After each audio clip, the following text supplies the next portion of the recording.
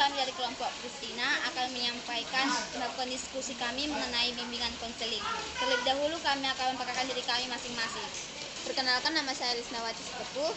Perkenalkan, nama saya Krisna Talia Hidayat. Perkenalkan, nama saya Sri Rawi Tamba. Perkenalkan, nama saya Maya Cicia Barus. Perkenalkan, nama saya Ella Nanda. Perkenalkan, nama saya Isya Againa Brutarigan. Selamat menyaksikan.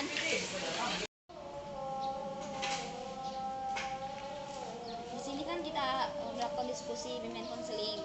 Analisis kasus kita itu, seorang siswa SD kelas 6 memiliki masalah dengan gejala nilai mata matematika menurun, sering marah-marah ke teman, pernah ketahuan mencuri buku di perpustakaan. Menurut setelah kita baca masalahnya, menurut kalian apa yang cocok untuk kita jadikan judul? Kalau menurutku sih kurang kasih sayang aja. Kalau menurutku ya, kurang perhatian gitu. Orang tua Kayak mana, apalah yang judul yang pas? Kalau menurut kita sih kan udah sesuai dengan kesepakatan, kita ambil kurang perhatian aja, karena kan kita sesuaikan juga dengan kasusnya. Berarti kurang perhatian aja ya? ya kurang perhatian. Bimbingan apa yang akan kita gunakan? Apa? Bimbingan apa? Bimbingan apa yang akan kita gunakan? Menurutku sih bimbingan yang kita gunakan itu bimbingan konseling dan individu, karena kan kita itu langsung menjumpai si siswanya tersebut secara individu.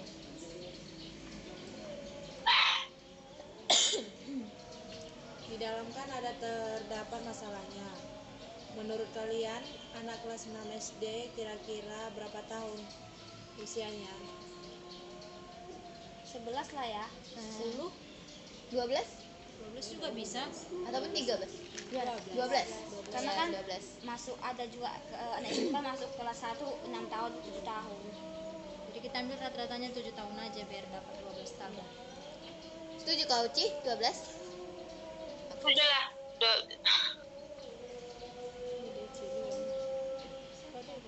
Sekarang giliran Eci yang nanya ya. Ci. Ya, kayak gimana juga kita buat prosedur yang kita gunakan dalam bimbingan itu? Masalahnya, seorang siswa SD kelas 6 berusia 12 tahun mengalami prestasi belajar yang kurang dan semakin menurun, dan kehilangan kegembiraan. Menurutku itu sih. Kalau menurutku juga sih kita tambahin aja serta keceriaannya seperti anak pada umumnya. Dan kini anak tersebut menjadi anak yang pemarah. Dari kasus tadi kan kita lihat dia itu suka marah-marah sama temannya, baru sehingga anak tersebut melakukan tindakan kejahatan, yaitu mencuri buku di perpustakaan. Itu juga boleh. Itulah kita buat.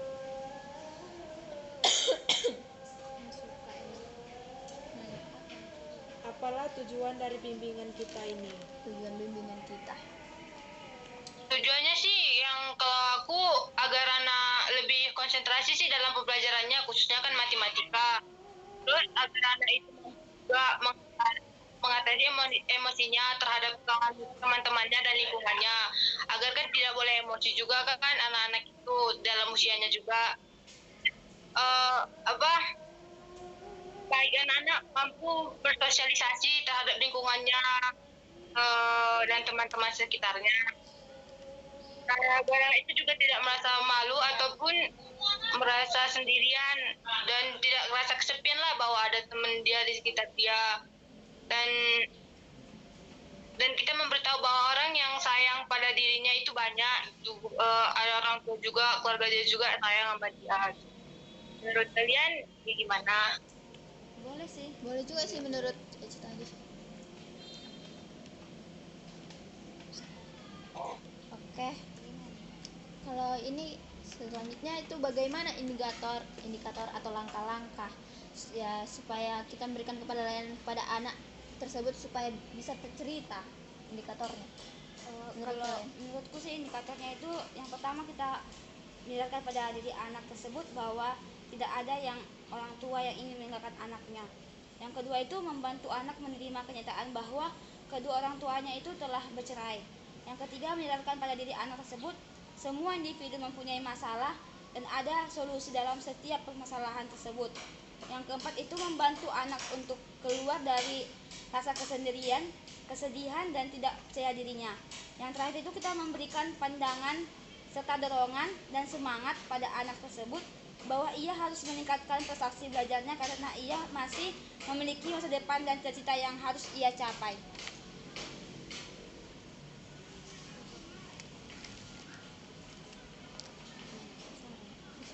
Bagaimana sasarannya?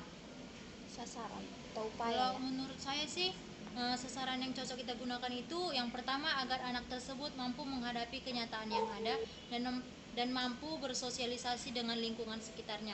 Dan yang kedua agar anak tersebut memiliki semangat dalam pembelajaran dengan baik. Yang ketiga agar anak dapat ceria dalam menjalani aktivitasnya.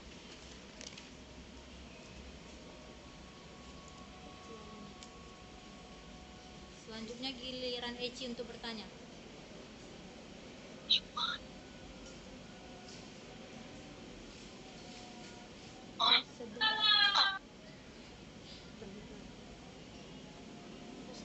Prosedur.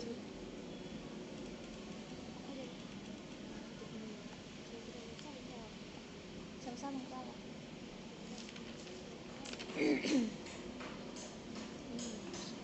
Prosedur. Dari semua yang kita diskusikan ini pasti kan ada prosedur yang kita lakukan. Nah, kira-kira bagaimana prosedur bimbingan yang kita lakukan? Pendekatan bimbingan konseling.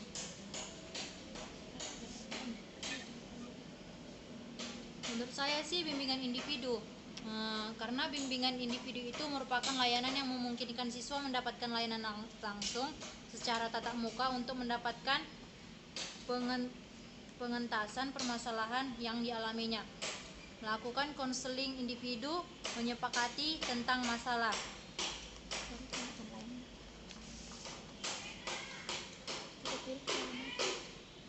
Nah, yang kita bacakan itu kan pasti ada layanannya. Di sini layanan apa atau pendekatan apa yang harus kita lakukan terhadap menanggapi permasalahan anak tersebut? Kan di sini banyak ada layanan. Kita pilih di sini layanan responsif ya. Nah, layanan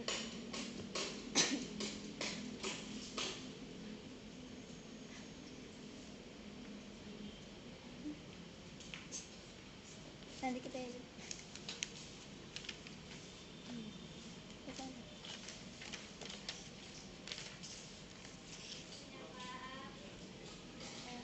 kita pilih layanan responsif. Nah, di sini responsif yaitu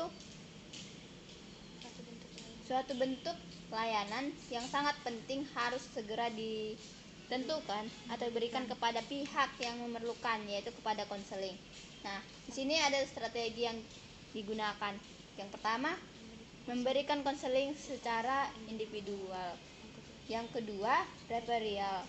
Yang ketiga, kolaborasi guru dengan wali kelas, yaitu menciptakan iklim sosial emosional kelas yang kondusif untuk belajar bagi peserta didik dan memahami karakteristik untuk dengan beragam dan peserta didik. Menandai peserta didik yang diduga bermasalah. Memberikan konseling bagi peserta didik yang mengalami kesulitan. Yang keempat, memberikan kolaborasi dengan orang atau wali peserta didik. Mengundang orang tua atau wali peserta didik untuk wawancara tentang kemajuan belajar peserta didik dan memerlukan tentang pribadi anak di rumah dan melakukan kunjungan ke rumah peserta didik.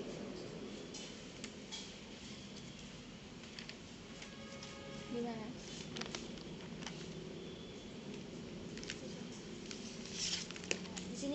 udah kita diskusi. Jadi kita tinggal mencatat apa yang telah kita diskusikan itu, apa yang duluan harus kita kerjakan. Nah, nanti kalau sudah selesai kita akan menyusun PPT-nya. Nanti kita unjuk siapa yang memulai. Nah, di sini kita buat skenario-nya ya. Nah, kita buat skenario dan wawancara kita kepada siswa. Selanjutnya kita ajak siswa kita bernyanyi atau bermain. Nah, kita nyanyikan di sini yaitu menanam jagung nadanya. Oke, marilah kita bermain sama-sama.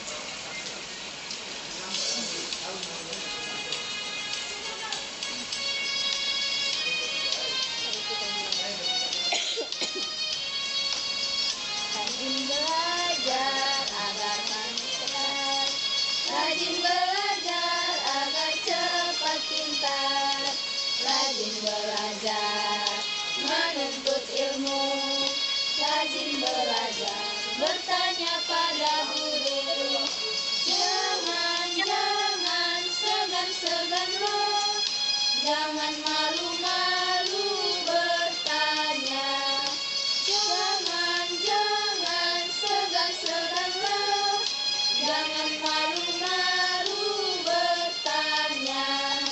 Bersungguh-sungguh menuntut ilmu, agar cita-cita dapat tercapai. Rajin belajar agar kamu pintar, rajin belajar agar cepat pintar, rajin belajar menuntut ilmu, rajin belajar bertanya pada guru. Jangan segan-segan lo, jangan malu-malu bertanya.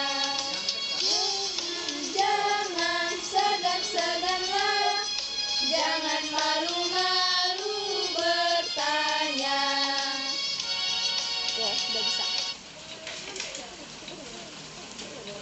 Sampai sini ada hasil diskusi kita. Nanti selebihnya kita perbaiki, terus kita tulis di kertas double folio, dan selebihnya kita catat, kita ketik di PowerPoint. Sekian dan terima kasih. Oke, Ci. Bye-bye.